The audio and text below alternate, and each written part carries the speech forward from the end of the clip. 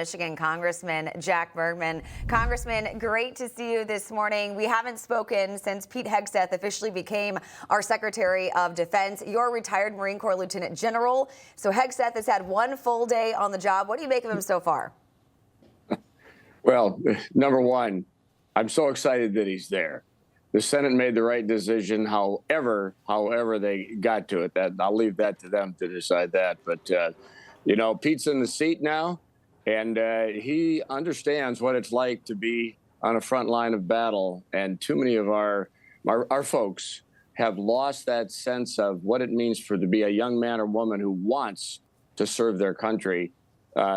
Pete's got his hands full, but he's the right guy for the job, and he's going to have a great team underneath him, especially as the new secretaries of the different departments get sworn in. Yeah, Congressman, with Secretary Hegseth confirmed and now on the job, the focus shifts to two other important confirmation hearings when it comes to national security. Tulsi Gabbard for Director of National Intelligence, Kash Patel for the head of the FBI. Obviously, I know that's a Senate function, but do you see any problems ahead for those two getting confirmed?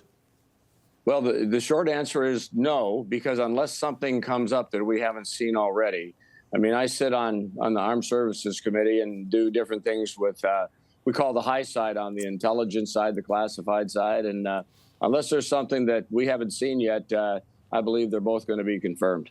All right. And I know you're still in Florida for the GOP retreat, and you heard the president announce more executive orders yesterday, many focusing on the military. Take a listen to this. To immediately begin the construction of a state-of-the-art Iron Dome missile defense shield, which will be able to protect Americans. And next, to ensure that we have the most lethal fighting force in the world, we will get transgender ideology the hell out of our military. It's going to be gone. In addition, we will stop our service members from being indoctrinated with radical left ideologies such as critical race theory. We're going to stop it. It's already been stopped. And finally, we will offer full reinstatement to any service member who was expelled from the armed forces due to the COVID vaccine mandate. And we will restore them to their former rank with full pay. What's your reaction to these new orders, especially the decision to reinstate the troops who refused the COVID vaccine? Number one, the right decision, overdue. It should have never happened in the first place. These men and women who refused the vaccine were serving honorably and were ready to go, knowing that if they had to deploy somewhere in the world where a vaccination of some sort was needed, I'm pretty sure they would have taken it, because the fact of the matter is we all do that over time just to keep ourselves and our troops that are around us safe. Mm-hmm. So it's the president is so right on point here.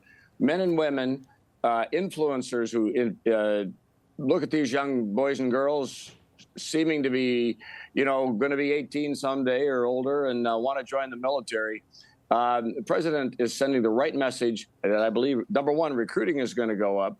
But number two, the quality of the people who would step up to serve is going to go up, which means we're going to be the one thing that the president used the word, and there's only one thing the military does, is be lethal. That's it. We're not there to shake hands.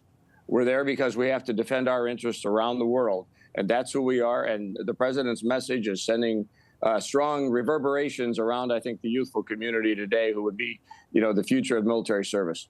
Yeah. All right. Congressman Jack Bergman, always great having you on. Thank you so much. My pleasure. Information. Truth is freedom. Is Newsmax.